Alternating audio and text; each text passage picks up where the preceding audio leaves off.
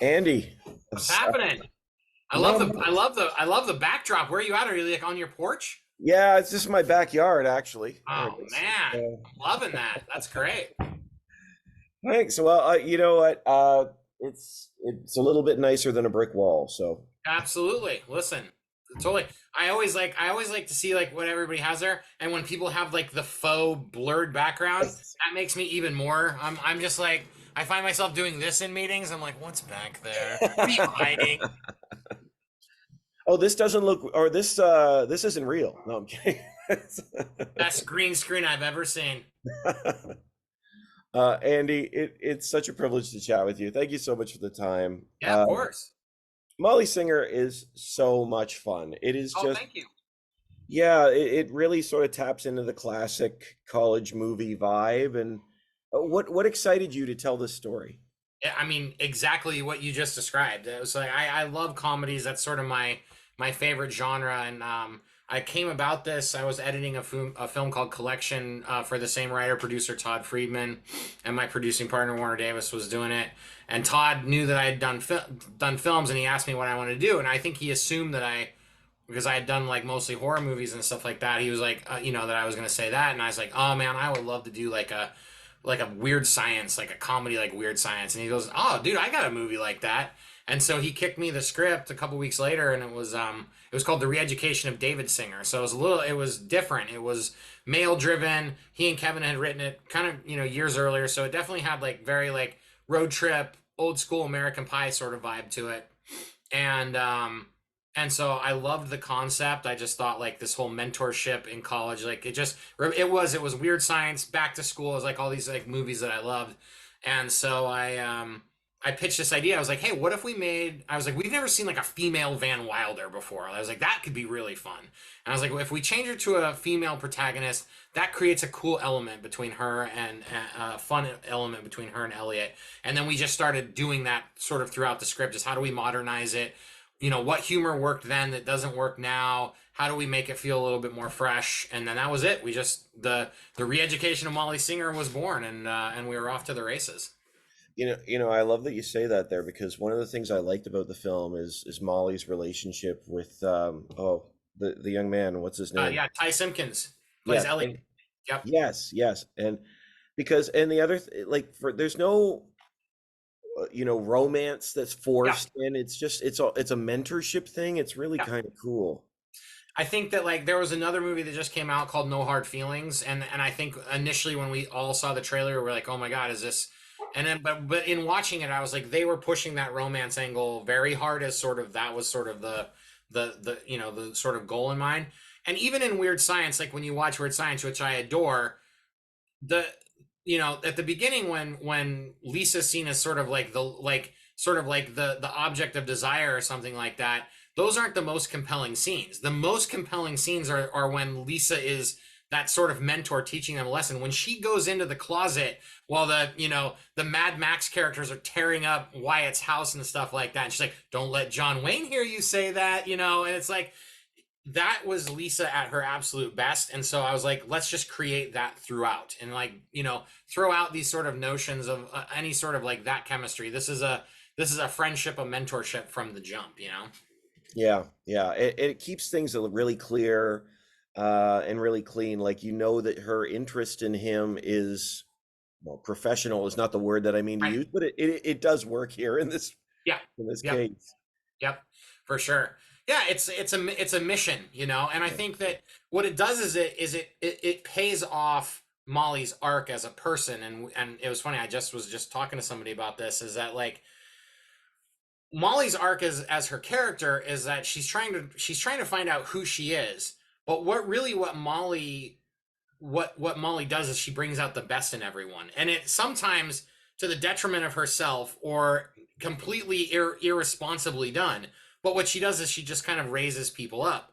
And so she's working in a job where she's only seeing people at their absolute worst. Like no one walks out of a boardroom, and be like, "Whoo, that was the greatest divorce of my life. Let's do it again." And so that was also important in that relationship with Elliot is that there's nothing in it other than to make him a better person, a more confident person, and that's what she brings out of him. Yeah, absolutely. And what brought you to Brit? Because she's wonderful in this. She's just bouncing off the screen with so much energy and strength, and as throughout the whole film. Yeah, I've always been a fan. I remember seeing her in Tomorrowland, and I was just like, this person is just, she was amazing. I mean, she's, in this movie with arguably the biggest movie star in the world, and she, I think, steals it. And she sort of steals everything she does. And so I had seen her also in this show called We the People, and her character, it's just like, just that whip smart delivery, and and girl boss the same way. I was like, there's just something about her, in the same way there's something about Ryan Reynolds or anybody like that, where you're just like, you want to hang out with them. And so she was probably one of the first people we sent the script to. And I was on a Zoom with her 2 weeks. 2 weeks later, we're talking about it, and that was it. I mean, I can't imagine anybody else playing her. She's having so much fun. Actually, the whole cast is great. Yeah, And I have to ask, did I see Jonathan Lipnicki's you name? so saw Jonathan Lipnicki in that movie. How Yep, you sure did. I am so old. I know, dude. I know, right? Yep.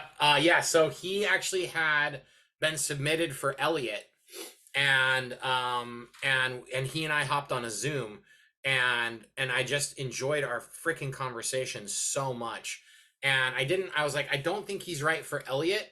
Um, but I was like, I got to get him in the movie somehow. And so I pitched Shannon, our casting director. I was like, let's make him Sully. How awesome would it be if that bird head comes off and it's Jonathan Lipnicki? That'd be amazing, right?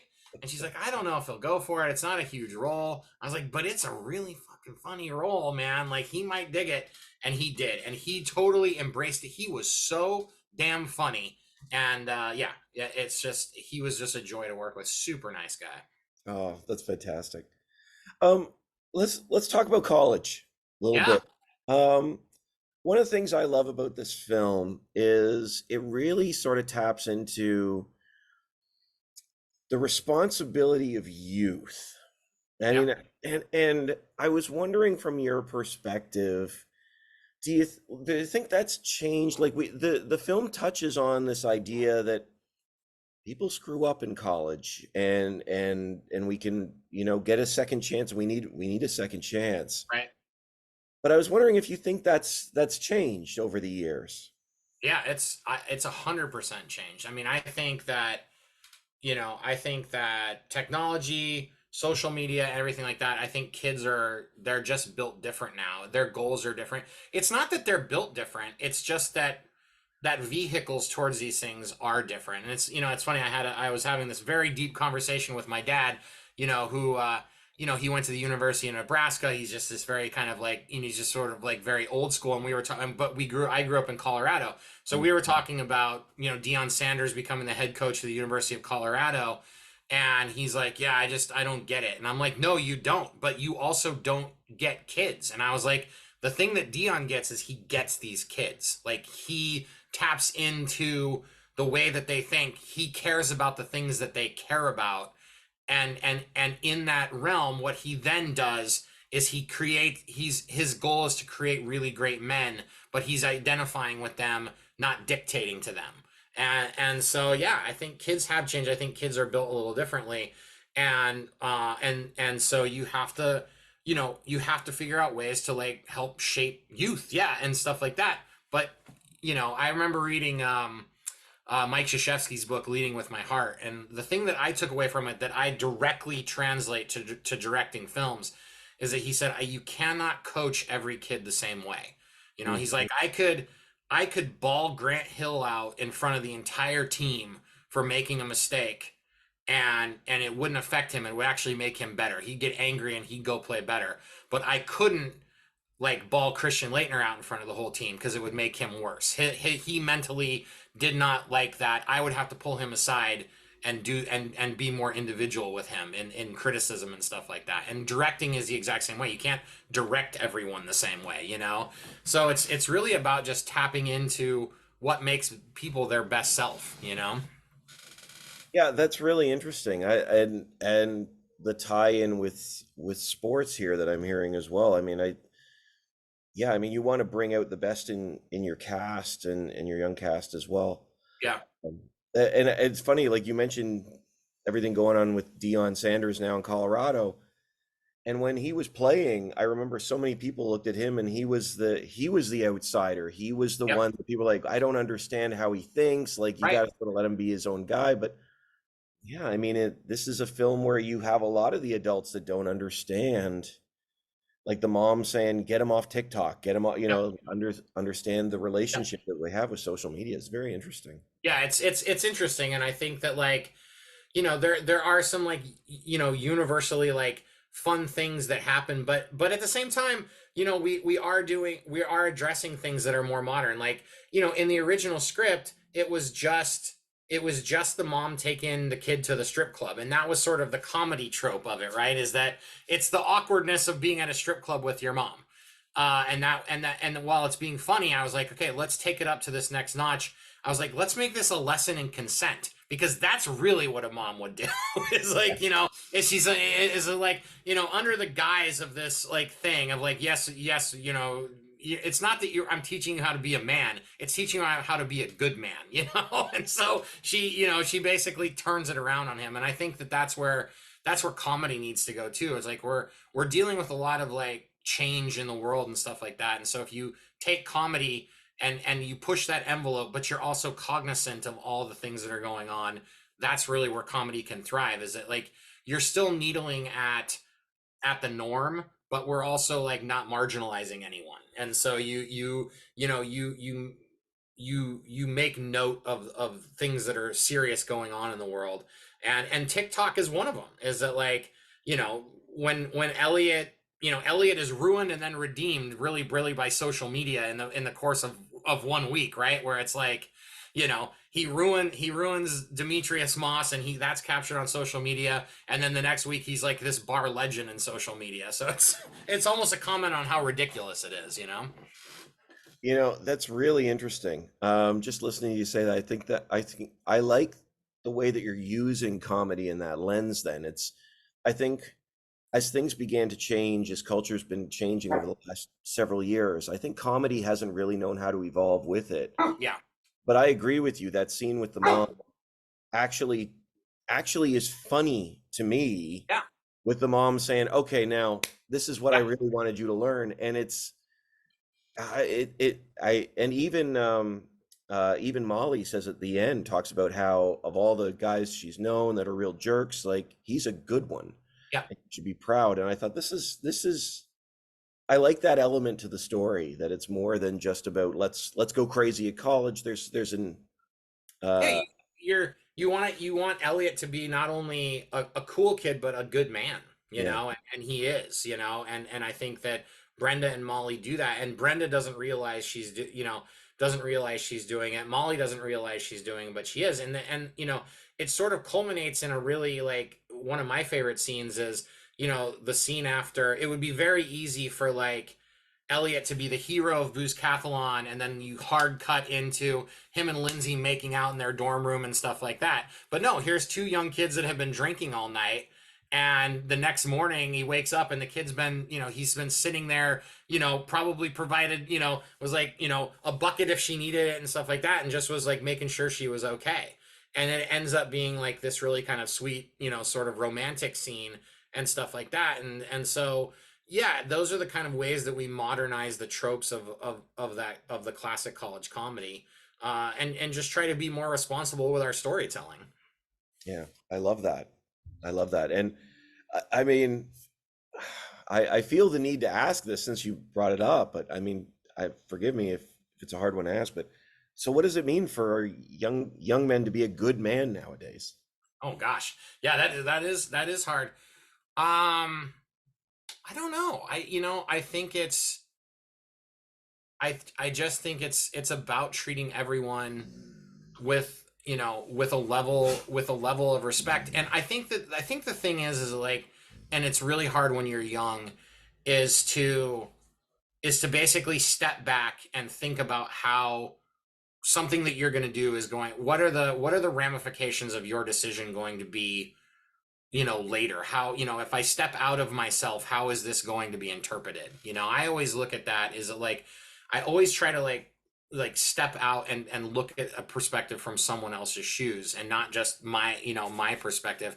And when you're young, you're impulsive. And so it's like, you want to go with that, like that sort of instinct. And I think if you're teaching, if you're just teaching, and they're sort of forced to now in social media. I mean, I look back at my college days, if it was captured by social media, I oftentimes go, man, like, how would I have been perceived? This is real for people now because it's like, it's all documented, it's all there. And so, yeah, so becoming a good man is being cognizant of at a younger age of the choices you make, for sure. I think that's so wise, and I mean, I don't envy this generation, and and by any stretch, it's, I mean, You're not allowed to make near as many mistakes, that's for sure. really not. And so that creates a lot of pressure, Well, I one of the lines I really loved about the film is near the ending. It says, "Life does get better as we get older. It just takes Yeah. some of us longer to get there." I was wondering, do you think that's true, or sorry, it takes some of us longer to realize it? Yeah, it's funny. There's so much of like my life in that realm taken, and Todd's life, because Todd is our writer producer, but he's also an incredibly successful attorney. So there's so much of Molly in his life where I think he always wanted to be work in movies and stuff like that, and he carved a really impressive career in life. But now he's doing movies, and I see the joy in his eyes on set, and I don't know if that same joy is in his eyes in a courtroom. I've never seen him in a courtroom, but I definitely see it now. And so Todd is very much Molly. I am sort of the opposite of Molly in the realm that, like, I always knew what I wanted to do, but my wife is very much like Molly. Is it like she didn't discover what she wanted to do till later, and now I'm starting to see that blossom and stuff like that. So it's never too late. It's about finding those things that make you happy and bring out the best in you. And when you bring out the best in you, it brings out the best in everybody else. Absolutely, absolutely. Andy, I mean, we're starting to run out of time. We're getting close. Dang it. I can talk to you all day. I know. I like this. I'm really treat. enjoying this. Yeah. Great. But I'm just wondering what you hope people take away from the re-education of Molly Singer. I hope people just get educated in the art of laughter and enjoying a throwback comedy, and it brings them back to the those 80s and 90s comedies that they hold near and dear to their heart and that they popped in their DVD player. But also they take away that, like you said, it's never too late to kind of chase the things you want to do. I love that. And I mentioned the 80s and 90s comedy absolutely has the vibe of, like you said, Weird Science, and it's definitely that whole genre of the time. Yeah. And feels like a throwback in so many ways. So yeah, that's definitely where my heart is. I'm a pop culture nerd for sure.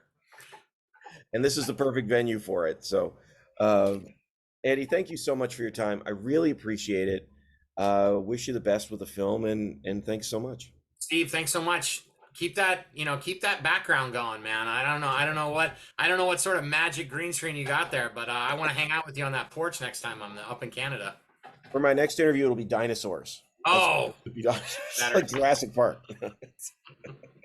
Right on, brother. All right, thanks so much. Right, thanks, man.